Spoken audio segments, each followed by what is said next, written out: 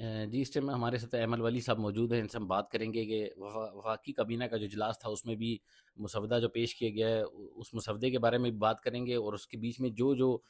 Bills پاس ہوئے ہیں ان کے بارے میں بھی بات کریں گے، اور جن کے بارے میں ان کے تحفظات ہیں اور اپوزیشن کے تحفظات ہیں ان کی بھی بات ہم ایمل ولی صاحب سے کرتے ہیں۔ جی السلام علیکم۔ جی وعلیکم السلام۔ اچھا سر، ابھی مسودہ تو کا وفاقی کابینہ سے تقریباً پاس ہو چکا ہے، تو اب آپ لوگوں کے کیا تحفظات ہیں اس میں؟ دیکھیں جو مسودہ جو پاس ہو کے ابھی آیا ہے اور جو ہمارے سامنے آ رہے ہیں تو وہ میرے خیال میں کم سے کم نکات پہ جو اتفاق ہوا ہے اس کا مسودہ ہے، جس میں زیادہ تر چیزیں تو ہے نہیں۔ میرے خیال میں صرف دو نکات پہ اب اوبیسلی تفصیلی ان کے نکات ہیں، لیکن بنیادی طور پہ یہ جو دو باتیں ہیں، نمبر ون کانسٹیٹیوشنل کورٹ کا بنانا وہ ہے، اور نمبر ٹو جو آرٹیکل 243 میں جو تبدیلیاں ہیں وہ ہے۔ باقی جو چیزیں تھیں وہ چونکہ زیادہ تر لوگوں کو پارٹیوں کو اتفاق نہیں تھا اس میں، لہٰذا فار ڈسکشن ہے۔ آپ کو بھی پتہ ہے اب تو چیزیں کھل گئی ہیں، آج اگر یہ ٹیبل ہوتا ہے تو یہ سب جائے گا کمیٹی میں، کمیٹی میں جائے اور گا۔ جوائنٹ کمیٹی میں جب جائے گا تو جوائنٹ کمیٹی میں اس پہ بحث ہوگی۔ تو بحث مباحثے کے بعد میرے خیال میں انشاءاللہ حکومت کو کوشش کرنی بھی چاہیے کہ اتفاق رائے بنائیں، اور اتفاق رائے سے جو چیزیں پھر پاس ہوتی ہیں اس کو پاس کریں۔ جن چیزوں میں مسائل تھے وہ میرے سمجھتا ہوں کہ حکومت کی ہم مشکور ہیں کہ ان چیزوں کو وہ سائڈ پہ کر رہے ہیں، کہ این ایف سی اور 18th امینڈمنٹ، یا جو پاپولیشن اور ایجوکیشن کے سبجیکٹس کو وفاق میں لانا تھا، یا جو ججز کا ٹرانسفر ہے، یا ڈول نیشنلٹی کی جو باتیں ہیں،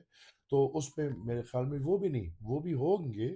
لیکن ہم چاہتے ہیں کہ وہ اس ڈائیلاگ سے گزرے تاکہ بہتر سے بہتر آئین ہم اپنے قوم کو دے سکیں۔ اچھا سر، سب سے زیادہ مشکل سمجھا جا رہا تھا آرٹیکل 243 کو کہ اس پہ لوگ اعتراض کریں گے۔ میرا خیال ہے کہ سب سے پہلے آرٹیکل 243 پہ سب کی شاید اتفاق رائے ہو چکی ہے، یا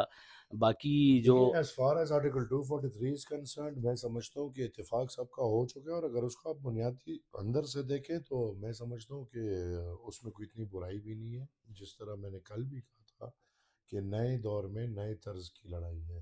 اور اس نئی طرز کی لڑائی میں ہم نے دیکھا کہ جب ہندوستان اور پاکستان کی لڑائی تھی تو اس لڑائی میں ریاست کو جو کمزوریاں دکھی، ان کمزوریوں کو پر کرنے کے لیے یہ آئین آ رہا ہے۔ اور دوسرا یہ کہ جو حکومت کہہ رہی ہے کہ فیلڈ مارشل کے عہدے کے لیے کچھ آئینی کور نہیں تھا، تو اس کے لیے جو آئین میں کور لا رہے ہیں یا کیا، تو وہی ہے۔ میں سمجھتا ہوں کہ ایڈوانس ماڈرن ٹیکنیکس سے اب جہاز ضرورت ہے، اب راکٹس کی لڑائیاں ہیں، اب ڈرونز کی لڑائیاں ہیں، اب فٹ سولجرز کی لڑائی بہت کم ہو گئی ہے، لہٰذا ان چیزوں کو مد نظر رکھتے ہوئے آرٹیکل 243 میں کچھ تبدیلیاں کی گئی۔ سر آئینی عدالتوں میں کیا مسئلہ ہے؟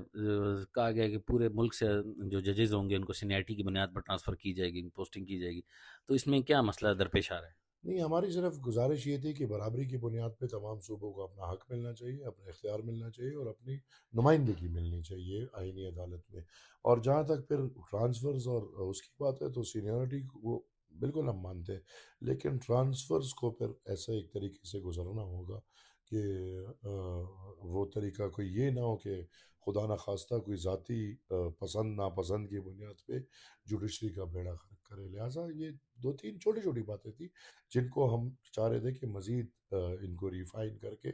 پھر پیش کریں۔ سر ابھی آپ پیپلز پارٹی کو اور نون لیگ کو ایک پیج پہ دیکھ رہے ہیں، این ایف سی اور دو معاملات ان کے جو سیٹل ہو گئے،